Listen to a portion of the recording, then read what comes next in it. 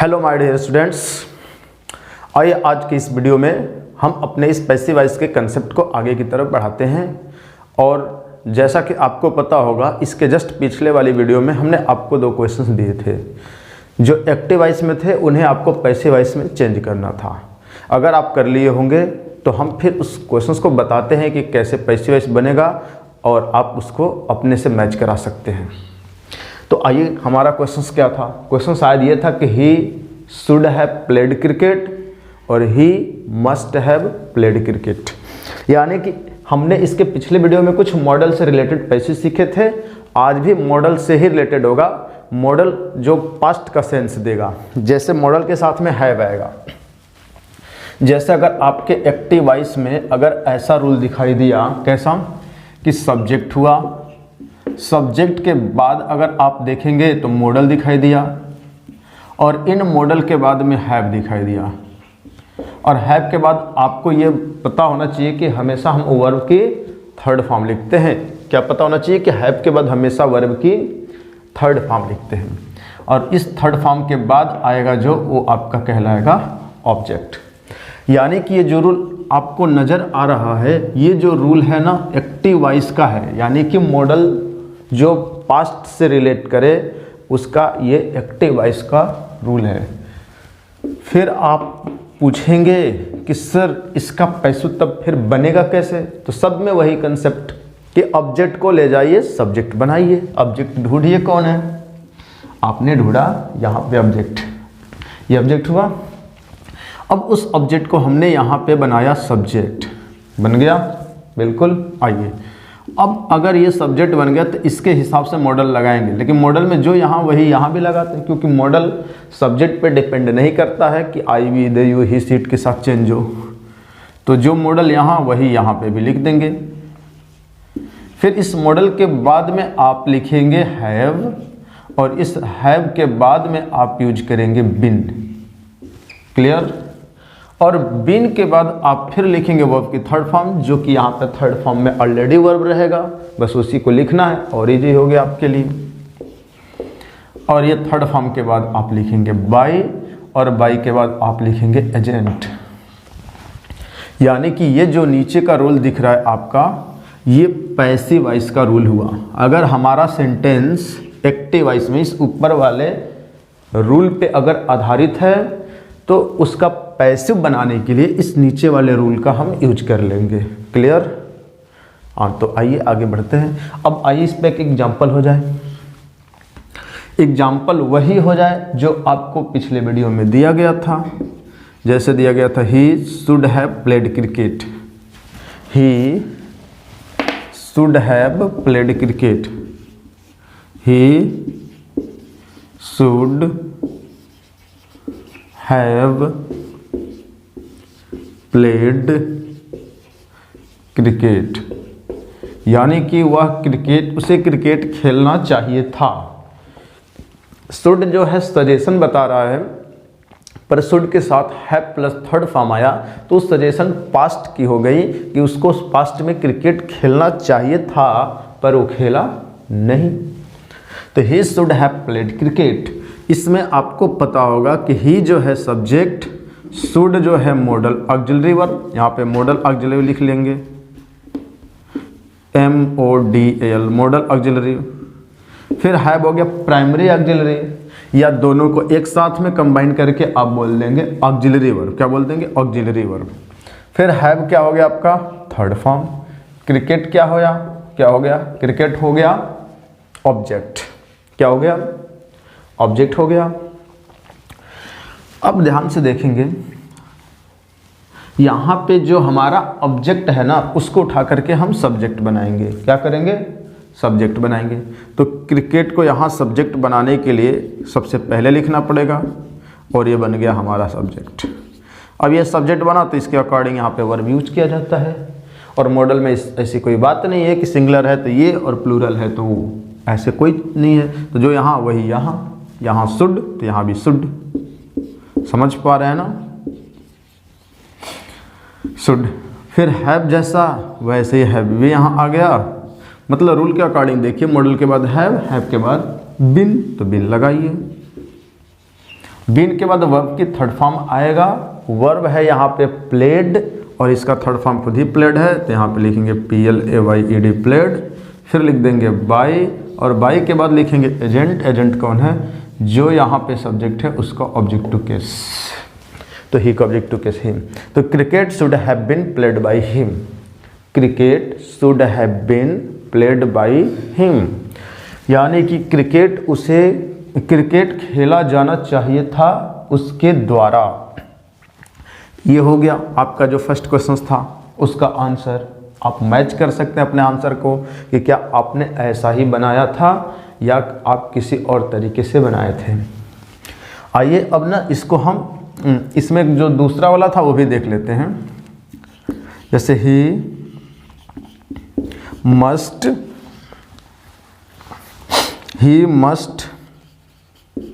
Have played cricket,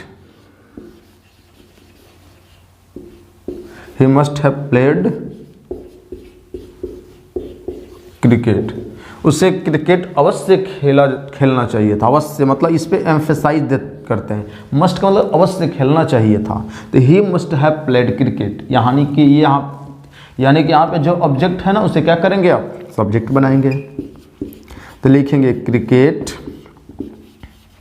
must have been played by him.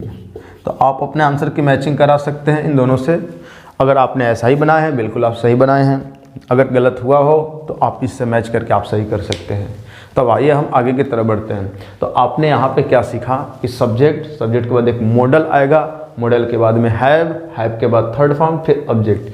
अगर ऐसा active voice का rule है तो पैसिव वॉइस बनाने के लिए इस नीचे वाले रूल का यूज कर लेंगे, यानी कि जो ऑब्जेक्ट है इसे आप ले जाकर यहाँ बनाएंगे सब्जेक्ट, और उस सब्जेक्ट के बाद लिखेंगे मॉडल के बाद हैव जैसा था, और यहाँ पे हैव के बाद में आ जाएगा बिन, और बिन के बाद आप लिखेंगे थर्ड फॉर्म वर्ब का, फिर लिखेंगे यहाँ पे एजेंट के बाई प्लस एजेंट। हो गया।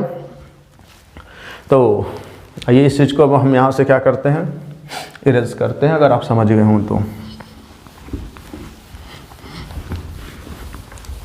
चलिए अब ये इरेज हो गया। अब आइए बात करते हैं इसके आगे, यानी कि मॉडल से रिलेटेड जो भी पैसिव आएंगे आप बना पाएंगे।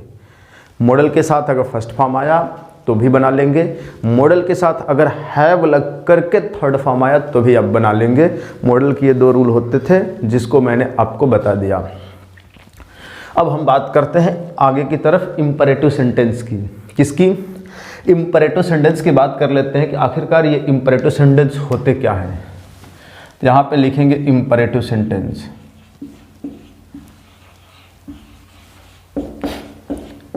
Imperative sentence. अब हम देखते हैं कि आखिरकार ये जो इंपरेटिव सेंटेंस हैं ये होते क्या हैं, इंपरेटिव सेंटेंस हम कहते किसे हैं। तो देखिए इंपरेटिव सेंटेंस उसी कहते हैं जो order, request, command, advice, suggestion इत्यादि का भाव व्यक्त करेगा, उसे हम बोलेंगे इंपरेटिव सेंटेंस। लेकिन इसे पहचानेंगे कैसे? रूल से। इसको पहचानने के हमारे पास दो रूल, जिनमें से मैं पहला लिखने जा रहा हूँ।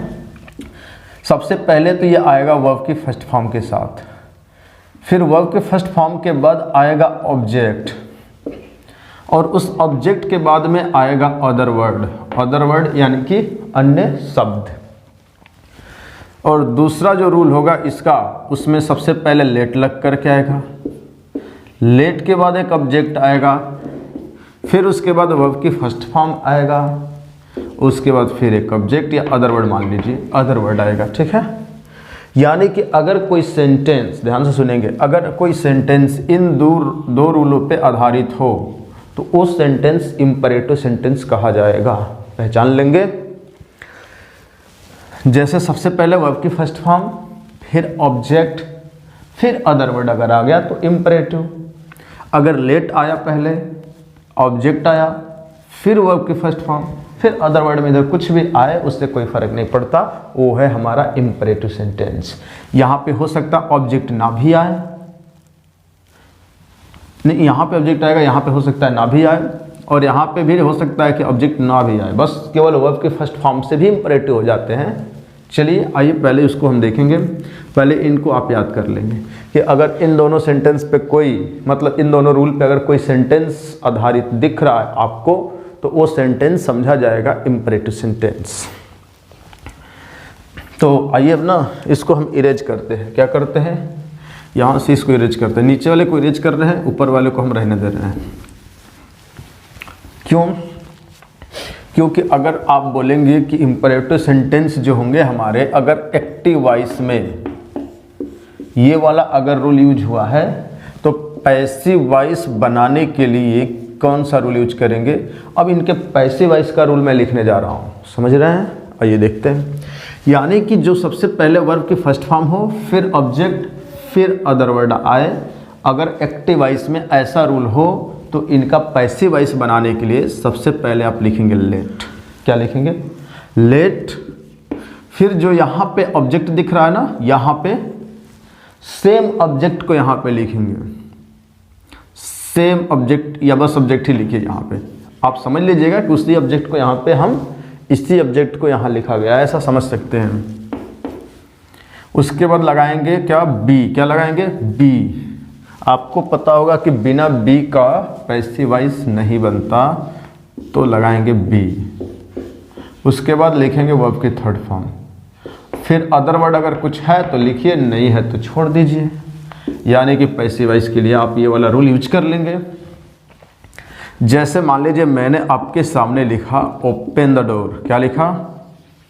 ओपन द डोर, यानी कि दरवाज़ा खोलो। किसी को आपने ऑर्डर दिया, किसी को आपने ऑर्डर दिया ओपन द डोर, मतलब दरवाज़ा खोलो। अब बताइए ये ओपन क्या है? आपने बोला वर्ब की फर्स्ट फॉर्म। देखिए आना चाहिए सबसे पहले आया भी। फिर ऑब्जेक्ट आना चाहिए, द डोर, ये दोनों मिलकर के ऑब्जेक्ट आया।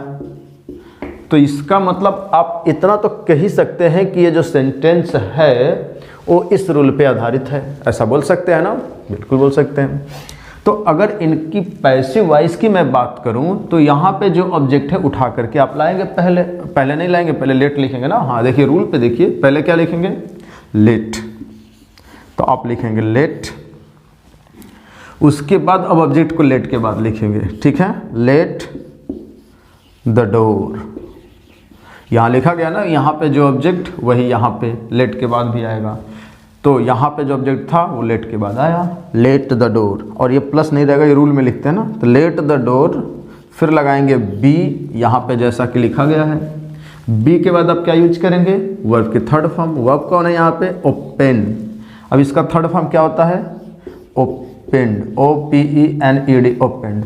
तो let the door be opened. अब अदर वर्ड में कुछ है ही नहीं, यानी कि सेंटेंस ये हमारा क्या हुआ? कंप्लीट। तो ओपन द डोर का पैसिव वॉइस बनाएंगे आप late the door be opened. क्या बनाएंगे? Late the door be opened. बताइए समझ पाए?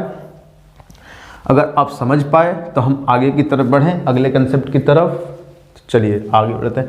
एक चीज़ आप ध्यान देंगे जरूर, यहाँ पे ये जो रूल है ना, आपको ऑर्डर दे रहा है। क्या दे रहा है? ऑर्डर। ऑर्डर मीन्स आदेश। क्या दे रहा है? आदेश। तो यहाँ ओपन बोल रहे हैं आप किसी को, अगर आपने बोला अरे ओपन द डोर, दरवाज़ा खोलो, इसका मतलब आपने उसे क्या किया? ऑर्डर दिया, ठीक है? तो ये हमारा सेंटेंस ऑर्डर दे रहा है। क्या कर रहा है? किसी को ऑर्डर, मतलब किसी को भी आदेश दे रहा है, ऑर्डर।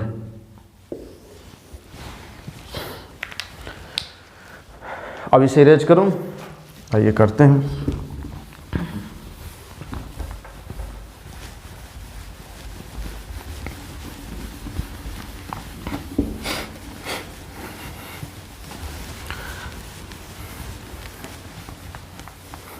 अब आइए ना एक चीज़ और समझ लेते हैं। क्या?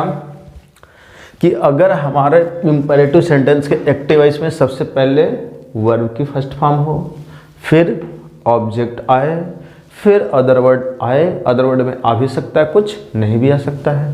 और ये सेंटेंस अब इस बार ऑर्डर नहीं बल्कि एडवाइस दे। क्या दे? एडवाइस या सजेशन। ध्यान से सुनेंगे।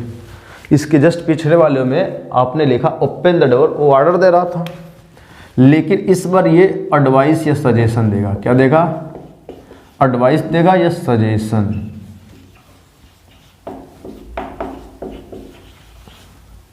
ठीक है, तो ध्यान से सुनेंगे।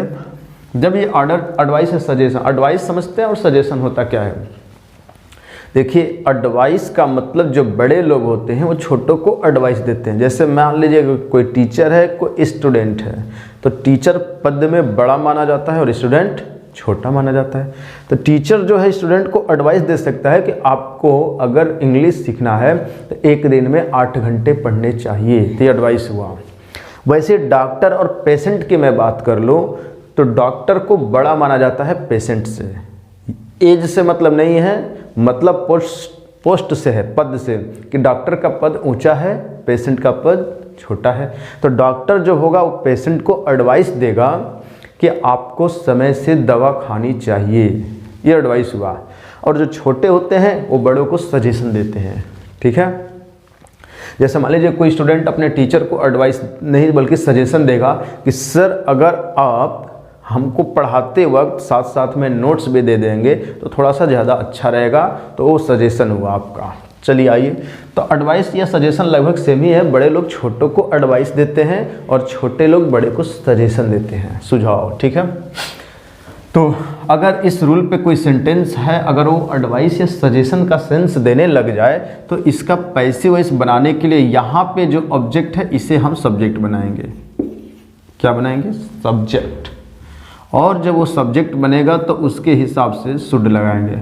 और शुड का मतलब कि सिंगुलर प्लूरल कुछ भी आए, सबके हिसाब से तो शुड ही लगेगा। तो इसमें कोई सोचने वाली बात तो है नहीं कि क्या लगे, सबके साथ शुड ही। उसके बाद लिखेंगे बी। बी के बाद वर्ब की थर्ड फॉर्म लिख देंगे। ये हमारा पैसिव वॉइस का रूल बन जाएगा। अदर वर्ड होगा तो लिखेंगे, नहीं होगा तो छोड़ देंगे। जैसे मैं एक एग्जांपल लिख दूं, आप समझने का कोशिश कीजिए। जैसे एग्जांपल ये है कि हेल्प द पुअर, मतलब गरीबों की मदद करो। अगर आपने किसी को कहा हेल्प द पुअर, इसका मतलब आपने उससे ऑर्डर नहीं बल्कि आपने एडवाइस दिया कि हेल्प द पुअर, गरीबों की मदद करो, यानी कि आपको गरीबों की मदद करनी चाहिए। ऐसा नहीं ऑर्डर दिया कि अरे जाओ ढूंढो कितने कितने गरीब हैं उनकी मदद करो, ये काम है तुम्हारा आज से।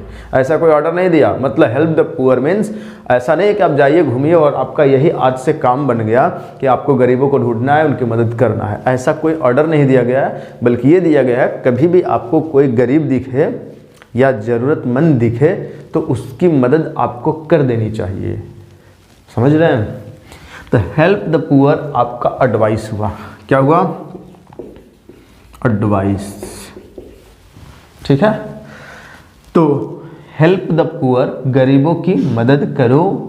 अगर आपने इसी रूल पे कोई सेंटेंस लिखा लेकिन इस बार वो ऑर्डर नहीं बल्कि एडवाइस का सेंस देने लग जाए तो इनका पैसिव बनाने के लिए सबसे पहले हमें ऑब्जेक्ट को सब्जेक्ट बनाना पड़ेगा। यहाँ जो ऑब्जेक्ट दिख रहा है ना, इसी को यहाँ सब्जेक्ट बनाएंगे।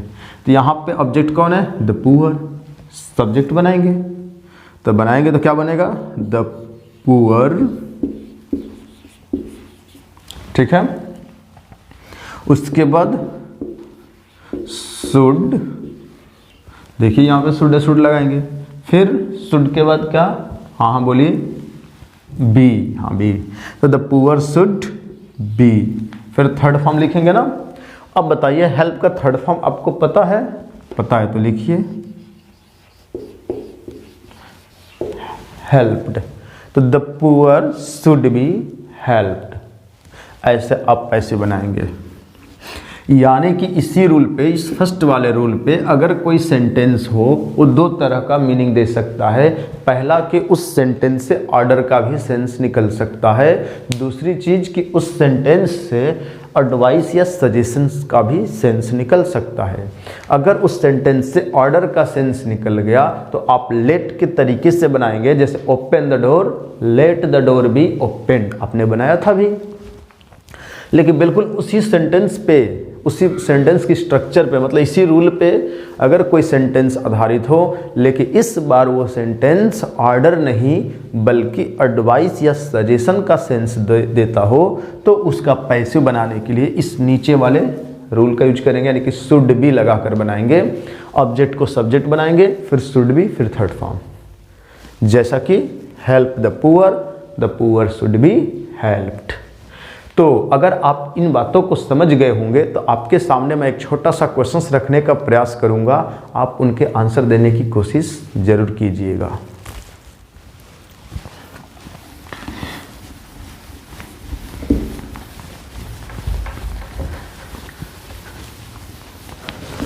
आइए देख लेते हैं क्वेश्चंस का आंसर। जैसे कि क्वेश्चन देख लेते हैं क्या है। जैसे मान लीजिए आपसे किसी ने कहा लव योर कंट्री,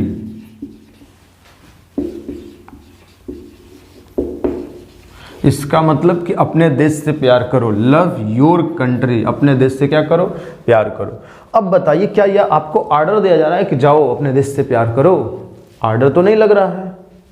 आप खुद बताइए, क्या आपको ऑर्डर लग रहा है? नहीं लग रहा है ना। तो क्या लग रहा है? एडवाइस। ये एडवाइस का सेंस हुआ। हाँ, अगर छोटे इंसान बड़े को बोल रहे हैं, जो पद में छोटे हों वो बड़ों को बोल रहे हैं, तो सजेशन हो गया। तो लव योर कंट्री, अपने देश से प्यार करो, क्या हो गया? एडवाइस। तो इसका पैसिव कैसे बनाएंगे? ऐसे बनाएंगे। कैसे? तो योर कंट्री ऐसा सब्जेक्ट बनाएंगे ऑब्जेक्ट को, तो क्या लिखेंगे? Your country. फिर सब्जेक्ट के बाद शुड बी लिखेंगे, तो should be loved. Your country should be loved, ऐसे बनेगा। बताइए क्या नहीं समझ पाए आप? आई होप कि आप सारी बातें समझ पाए होंगे। फिर भी कोई समस्या हो तो ज़रूर अब बताएं। चलिए, कोई समस्या नहीं है। हो सकता है कि कुछ बच्चों के माइंड में समस्या आ रही हो, और वो समस्या क्या आ रही हो कि सर इसी सेंटेंस पे, मतलब इसी रूल पे कोई सेंटेंस आधारित होगा, अगर वो ऑर्डर का सेंस देगा तो हम लेट वाले तरीके से बनाएंगे। जैसा कि आपने बनाया ओपन द डोर, ये ऑर्डर था, तो आपने बनाया late the door B opened. लेकिन आप फिर बोलेंगे कि लेकिन सर इसी रूल पे अगर कोई सेंटेंस एडवाइस का सेंस दे तो हम शुड वाले तरीके से बनाएंगे। जैसे ऑब्जेक्ट को सब्जेक्ट बनाए, फिर शुड भी लिखे, फिर थर्ड फॉर्म लिखे। जैसा कि love your country should be loved, या इसके जस्ट पहले मैंने लिखा था help the poor should be helped. तो आप फिर पूछेंगे कि सर अगर हमें पहचान में न आ पाए, क्योंकि रूल तो सेम ही है, देखने में रूल पे तो एक ही जैसा दिखेंगे, पर पढ़ के समझना पड़ेगा कि वो ऑर्डर है या एडवाइस। अगर ऑर्डर हुआ तो लेट से, एडवाइस हुआ तो शुड बी से। लेकिन आप बोलेंगे सर अगर मैं समझ ही ना पाऊँ, क्या बोलेंगे आप? ये बोलेंगे कि सर अगर मैं समझ ही ना पाऊँ कि ऑर्डर है या एडवाइस, क्योंकि आप पढ़ा रहे हैं ज़्यादा दिनों से, तो आपका कंसेप्ट क्लियर है, आपको पढ़ के सेंटेंस लग जाता है कि हाँ ये एडवाइस है या ऑर्डर है। लेकिन हो सकता है कि हमें पता न चल पाए कि ये ऑर्डर है या एडवाइस है, तो हम क्या करेंगे? सोचेंगे ना, तब हम क्या करेंगे सर? तब तो हम कन्फ्यूजन हो जाएंगे कि लेट वाले नियम का यूज करके बनाएं या शुड बी वाले नियम का यूज करके बनाएं। तो आप एक बात थोड़ा सा सुन लीजिए। अगर आपको पता चल जाए कि ये ऑर्डर है तो लेट से बनाइए, पता चल जाए कि एडवाइस है तो शुड बी का यूज कर लीजिए। लेकिन जब आपको कन्फ्यूजन हो जाए, क्लियर ना पता चल पाए कि ये ऑर्डर है या एडवाइस है, मुझे समझ नहीं आ रहा, तो उस टाइम पे आप इन दोनों में से कोई भी रूल यूज कर सकते हैं, दोनों सही माना जाएगा। समझ गए? यानी कि आप ओपन द डोर जो बनाए थे, दरवाज़ा खोलो, ऑर्डर था, तो आपने बनाया late the door B opened. लेकिन अगर आप उसको ऐसे बना देंगे the door should B opened, तो गलत नहीं माना जाएगा। आइए हम लिख करके बता देते हैं।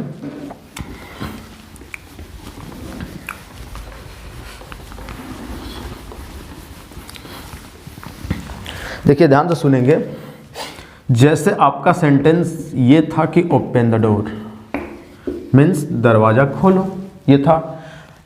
पढ़कर अगर आपको लग जाए कि ये ऑर्डर है, क्या लग जाए? ऑर्डर, तो आप लेट से बनाइए।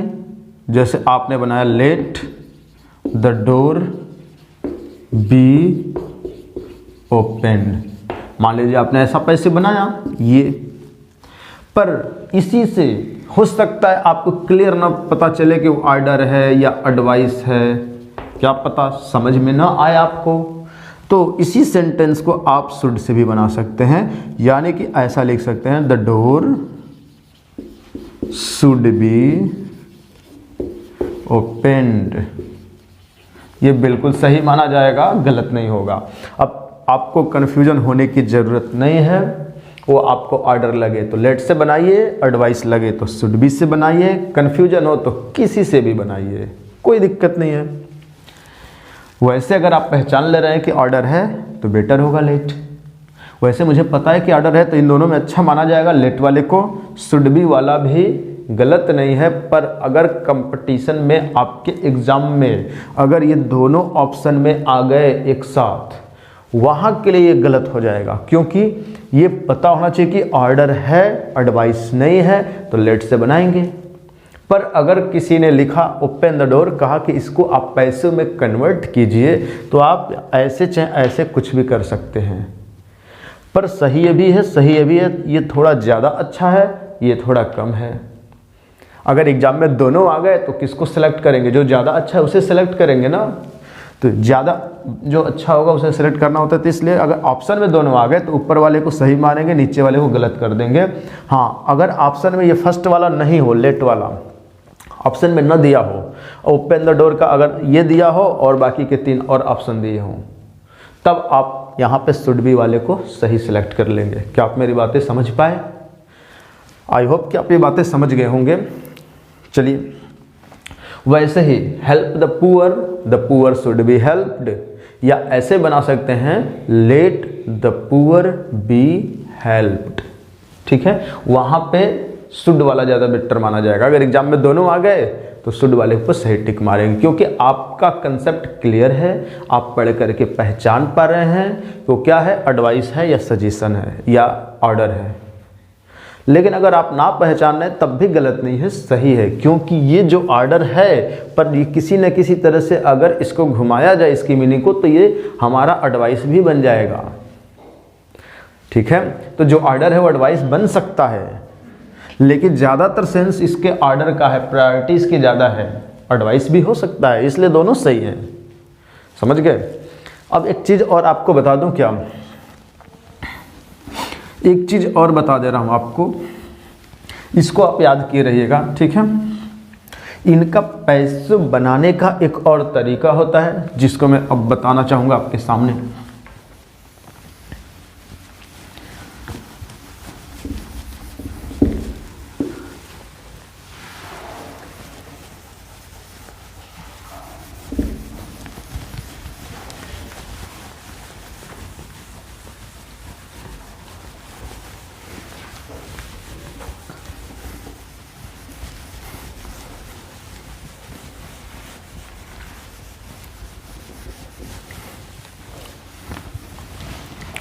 आप ध्यान से सुनेंगे।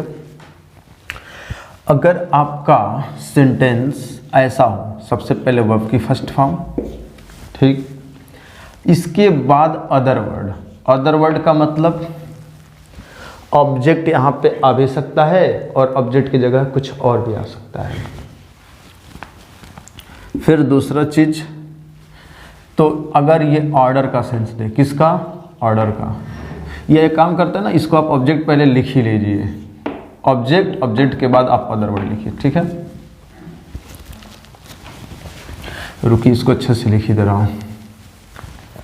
ये आपका रहा ऑब्जेक्ट के बाद रहा अदर वर्ड, और ये सेंटेंस ऑर्डर का सेंस दे रहा है। किसका? ऑर्डर का। तो अगर इसका पैसिव बनाना होगा ना, ऑर्डर का सेंस दे रहा है, तो इसका पैसिव वॉइस बनाने के लिए आपको सेंटेंस ऐसा भी लिखना पड़ सकता है, यू आर ऑर्डर्ड टू, फिर वर्ब की फर्स्ट फॉर्म, और फिर ये जो जैसा है वैसे ऑब्जेक्ट और अदर वर्ड आप लिख सकते हैं। ठीक है, जैसे कि अभी आपने लिखा था open the door, open the door, यानी कि दरवाज़ा खोलो। आपको लग रहा है ना कि ऑर्डर दे रहा है, तो इसका पैसे ऐसे भी बन सकता है, you are order to open the door. क्या बनेगा? You are ordered, you are ordered to open the door. क्या बनाएंगे? आप बनाएंगे you are ordered to open the door. यानी कि जब ये ऑर्डर का सेंस दे तो सेंटेंस की starting you are ordered to से किया जा सकता है। समझ गए? उसके बाद बाकी चीज़ जैसा है वैसे उतार दीजिए। ऐसा भी बन सकता है you are ordered to open the door, you are ordered to open the door. अब अगर आपको यहाँ से ऑब्जेक्ट हटा दिया जाए, सिर्फ इतना सेंटेंस दिया जाए ओपन, ओपन मीन्स खोलो, जैसे दरवाज़ा खोलो, बस ओपन। अब इसमें ऑब्जेक्ट नहीं है तो लेट वाला तो पॉसिबल नहीं है, क्योंकि लेट के बाद में आपको ऑब्जेक्ट लिखना ही पड़ता है। जैसे अगर इसी को आप चाहे तो लेट से भी बना सकते थे, late the door be open, तो लेट के बाद ये ऑब्जेक्ट को लिख रहे हैं। इसमें अब ऑब्जेक्ट नहीं है, बस इतना बोल रहे हैं ओपन, खोलो, तो ये क्या हुआ? ऑर्डर हो गया। अब ऑर्डर हो गया तो इसको ऐसे बनाएंगे, कैसे? You are ordered to open, you are ordered to open. समझ गए? तो कभी कभी ना वर्ब के बाद ऑब्जेक्ट आ जाते हैं तो उन्हें हम ट्रांजिटिव वर्ब कह देते हैं, लेकिन कभी कभी वर्ब के बाद ऑब्जेक्ट नहीं भी आते हैं तो उन्हें इनट्रांजिटिव कह देते हैं। तो इस केस में इनट्रांजिटिव वर्ब के भी पैसिव वॉइस बन जाते हैं। क्या होते हैं? इस केस में इनट्रांजिटिव वर्ब के भी पैसिव वॉइस बन जाते हैं। जैसे आपने सीखा था आई गो टू स्कूल, इसका पैसिव नहीं बनेगा, ठीक है, लेकिन बस गो बोल देंगे, गो जाओ, किसी को ऑर्डर दिए गो जाओ, इसका मतलब उसका पैसिव बनेगा। तो आइए अगर गो बस बोल दिया गया तो कैसे बनाएंगे बताइए?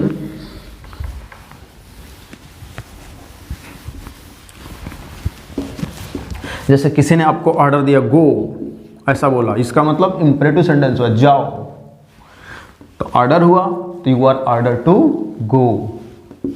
तो क्या लिखेंगे? You are ordered to go, यानी कि जाओ। किसी ने किसी को बोला रन, दौड़ो, रन दौड़ो, you are ordered to run, इसका ऐसे बनाएंगे you are ordered to run. अगर आएगा run fast, you are ordered to run fast, ठीक है। लेकिन अगर ऐसा आ गया हेल्प द पुअर, अब बताइए, तो आपने बनाया था, इसका क्या बनाएंगे? The poor should be helped, should be मतलब ये आपका एडवाइस हुआ ना। तो एक काम करते हैं, इन सबको इरेज करके मैं बताता हूं, ठीक है।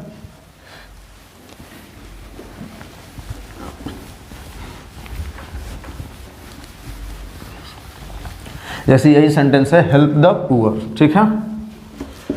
आइए तो देखिए, हेल्प द पुअर से आपको ऐसा नहीं लग रहा है कि एडवाइस दिया जा रहा है, तो यू आर एडवाइज्ड टू कर देंगे, यू आर एडवाइज्ड टू।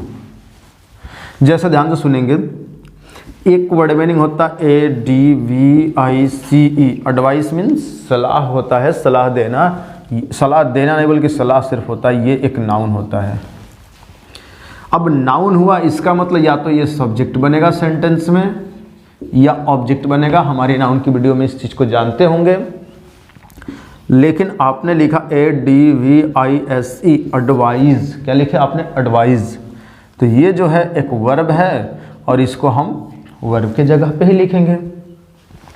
जैसे ही गेव मी एडवाइस, उसने मुझे सलाह दिया। और एडवाइस आपका अनकाउंटेबल नाउन होता है। नाउन की इस वीडियो में आप पढ़ चुके होंगे, अगर नहीं पढ़े होंगे तो आप जा करके जरूर उस नाउन की वीडियो को पढ़ें। तो he gave me advice, he give me an advice लिखना गलत होगा। उसने मुझे सलाह दिया, क्या क्या? सलाह दिया। तो यहाँ पे आपने इसे ऑब्जेक्ट बनाया यानी कि नाउन है। लेकिन इस बात को आप ऐसा भी लिख सकते थे कि ही एडवाइज्ड, यानी कि इसका वर्ब फॉर्म आप यूज कर सकते थे यहाँ पे और लिख सकते थे आप क्या, ही एडवाइज्ड मी। अब यहाँ एडवाइज्ड हो गया तो ये एक वर्ब बन गया, इसकी मीनिंग हो जाएगी सलाह देना। तो देने की जो अंग्रेजी आप लगा रहे हैं अलग से वो हट जाएगी, ठीक है। तो ही एडवाइज्ड मी। अब दोनों की हिंदी में अगर मीनिंग किया जाए तो सेम है, पर इंग्लिश में देखा जाए तो यहाँ पे एक नाउन है और ये एक वर्ब है। तो वैसे है, अब यहाँ पे आप ये वर्ब वाला यूज करेंगे, यू आर एडवाइज्ड टू, और यहाँ पे एडवाइज्ड लिखेंगे, एडवाइस नहीं है, एडवाइज्ड टू, क्योंकि ये आर जो है बी वर्ब है और बी वर्ब के बाद जब थर्ड फॉर्म लिखा जाता है तभी माना जाता है कि सेंटेंस हमारा पैसिव में है।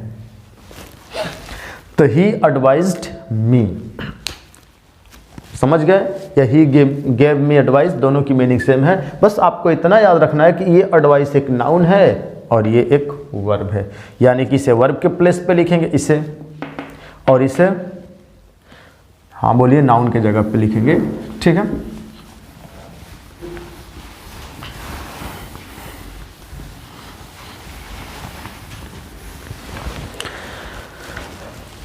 तो अब आइए, अब जैसे आपको किसी ने सेंटेंस लिखा, he help the poor, he help the poor, इसका मतलब ही हेल्प नहीं हो सकता, हेल्प्स होगा, प्रेजेंट इंडेफिनिट बनेगा, लेकिन मैं प्रेजेंट इंडेफिनिट नहीं बनाना चाह रहा हूँ ना, हेल्प द पुअर लिखना है, इंपरेटिव।